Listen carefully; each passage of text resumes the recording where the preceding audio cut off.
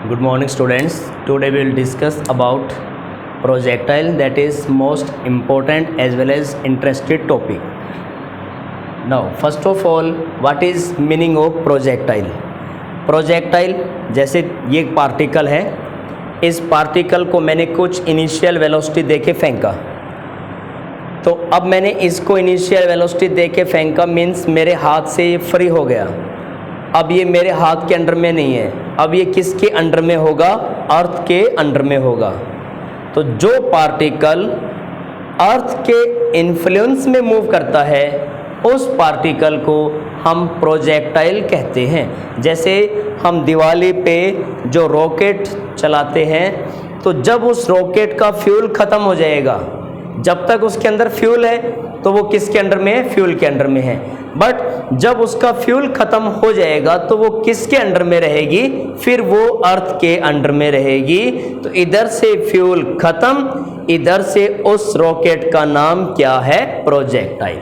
So particle that is moving under the influence of earth only in two dimension.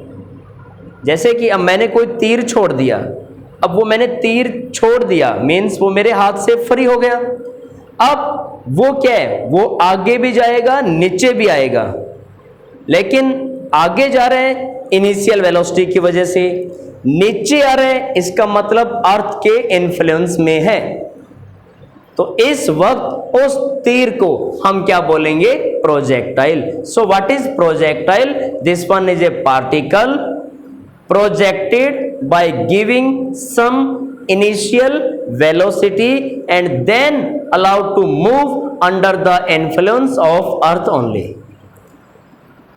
So what is projectile? I think ये clear हुआ। जैसे कि यहाँ कोई particle मैंने इसे छोड़ दिया, that move under the influence of earth only, तो इस पार्टिकल को हम क्या बोलेंगे? प्रोजेक्टाइल। हमने कोई भी पत्थर फेंक दिया, दैट इज व्हाट? प्रोजेक्टाइल। और इस केस में बॉडी और से particle that is moving in to dimensions means वो दोनों एक्सिस को एक साथ ट्रेवल करता है, तो ये हमारा टू डायमेंशनल मोशन भी होगा। इसके बाद फिर एक वर्ड और है हमारा ट्रेजेक्ट्री।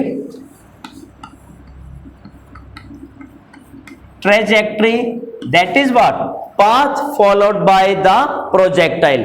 जैसे मैंने इस तरह से तीर छोड़ दिया तो वो तीर इस सेंस में होके आएगा, तो उसने जो पाथ फॉलो किया, इस पाथ को हम क्या कहते हैं? ट्रेजेक्ट्री कहते हैं। Path followed by the projectile is known as trajectory.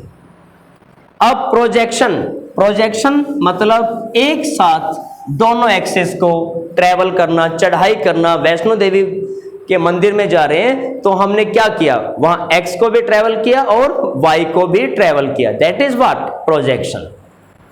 तो हम किसी भी स्लोप में जा रहे हैं, किसी भी स्लोप के अंदर हम जा रहे हैं मीन्स हम चढ़ाई पे हैं, तो उस फिनोमिना को भी हम प्रोजेक्शन कहते हैं। तो ये प्रोजेक्शन होते हैं टू टाइप्स के, एक होता है अपना हॉरिजेंटल प्रोजेक्शन, एक होता है एंगुलर प्रोजेक्शन। आज हम डिस्कस करेंगे हॉरिजेंटल प्रोजेक्शन। अब रैंप पे हम यदि मूव करेंगे तो that is what? Projection. Horizontal projection.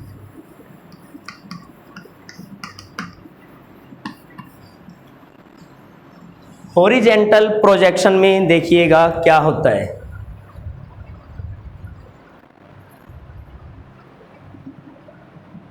ये हमारा कोई भी टावर,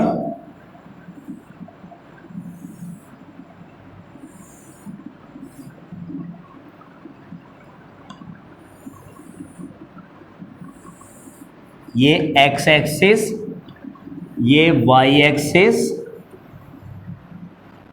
और यहां से कोई भी पार्टिकल छोड़ दिया, इस टावर पे खड़े होकर हमने किसी पत्थर को फेंक दिया, मीन्स वो क्या है? प्रोजेक्टाइल। तो अब हमने उसको फेंका है, by giving some initial velocity, तो वो आगे भी बढ़ेगा और नीचे भी आएगा, इसलिए उसको हम क्या कहते हैं, प्रोजेक्टाइल कहते हैं। और इसको हॉरिजेंटल प्रोजेक्शन क्यों कहते हैं, क्योंकि this one is just parallel to X axis, parallel to horizontal, मतलब यहां एंगल कितना बनाया हमने ड्यूरिंग प्रोजेक्शन 0 डिग्री। तो जब एंगल 0 डिग्री है ड्यूरिंग प्रोजेक्शन, तो उस प्रोजेक्शन को हम क्या कहते हैं, हॉरिजेंटल प्रोजेक्शन कहते हैं, उसको हम बोलेंगे हॉरिजेंटल प्रोजेक्शन। अब इनिशियली यहां displacement along X axis and Y axis कितनी है, 0, क्योंकि शुरू में तो पार्टिकल को छोड़ा ही नहीं। तो जब हमने जिस वक्त छोड़ा था तो कहां से, 0 से हमने छोड़ा है उसको। By giving some initial velocity along X axis, तो इनिशियल वेलोसिटी किधर है, अलोंग एक्स एक्सिस, फिर वो x की तरफ भी जाएगा और y की तरफ भी जाएगा। इसका मतलब उसके पास 2 वेलोसिटी है, एक तो x की तरफ और एक y की तरफ। अब x की तरफ जाएगा, हमने एयर रेजिस्टेंस को नेग्लेक्ट कर दिया। जब एयर रेजिस्टेंस को हमने नेग्लेक्ट कर दिया, नेग्लिजिबल कर दिया,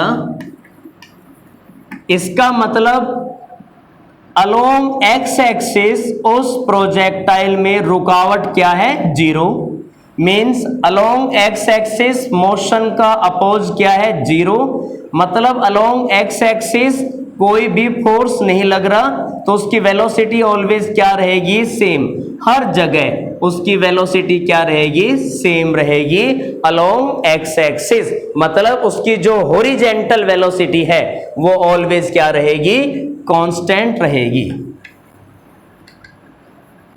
ये उसकी हॉरिजेंटल वेलोसिटी ऑलवेज क्या रहेगी, कांस्टेंट।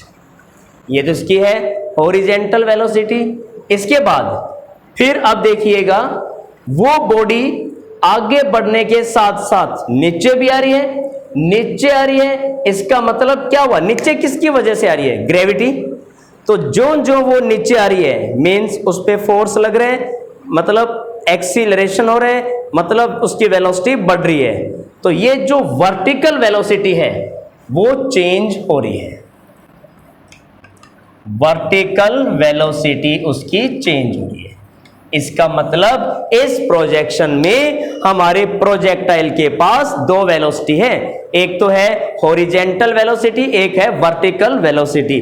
अब हॉरिजेंटल वेलोसिटी के केस में हमने एयर रेजिस्टेंस को नेग्लिजिबल मान लिया, इसका मतलब हॉरिजेंटल वेलोसिटी में कोई भी चेंज नहीं आएगा, बट वर्टिकल वेलोसिटी में ग्रेविटी की वजह से लगातार चेंज आएगा। सो vertical velocity that is variable and horizontal velocity that is always constant.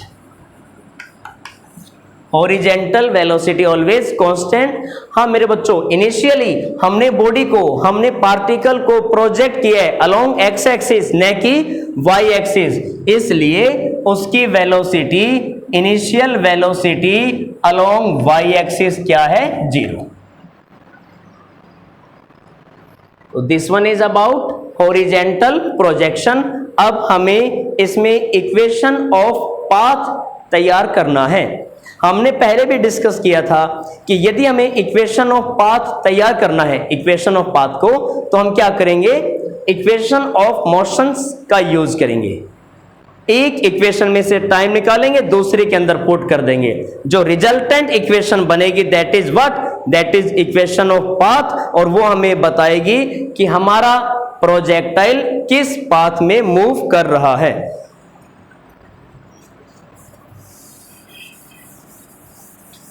तो अब हमें इक्वेशन ऑफ पाथ तैयार करनी है। इसके लिए पहले motion along X axis, motion along X axis